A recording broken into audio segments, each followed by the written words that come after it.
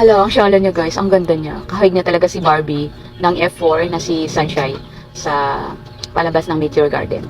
So, ayun, nakakalungkot kasi si Mayor Alice Guo, sa pagkakaalam ng lahat, ay siya ngayon talaga ang pinaka-controversial sa social media sa hearing ng mga senador. So, napag-alaman na ino-question ngayon yung kanyang pagiging citizenship, kung siya ay Filipino at bakit naging pumasa siya sa Comelec sa pagiging mayor doon sa Bamban Tarlac.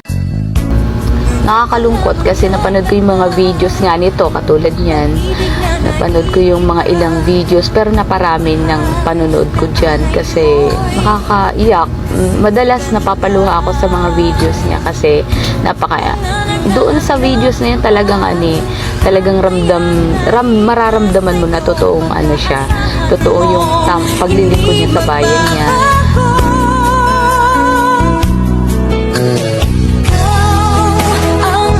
Sana malampasan mo to lahat, Mayor Alice Guo. Suporta kita. Kahit hindi ko pa alam kahit pumapalya-palya yung mga sagot mo dun sa Senate hearing na yun.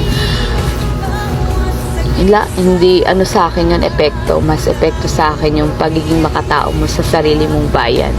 Mabuhay ka pa rin para sa akin. Sana malampasan mo lahat. Naiyak ka na naman! Naiyak ka na! Nasaktan na bigo, mukhang delikado na naman ako. Bakit ba kinikilig na naman? Pero ngayon ay parang kakaiba. Pag nakatingin sa iyong mata, ang mundo ay kalma. Ngayong nandyan ka na, di magmamadali ko na katabi ako saan ko kay pumuti.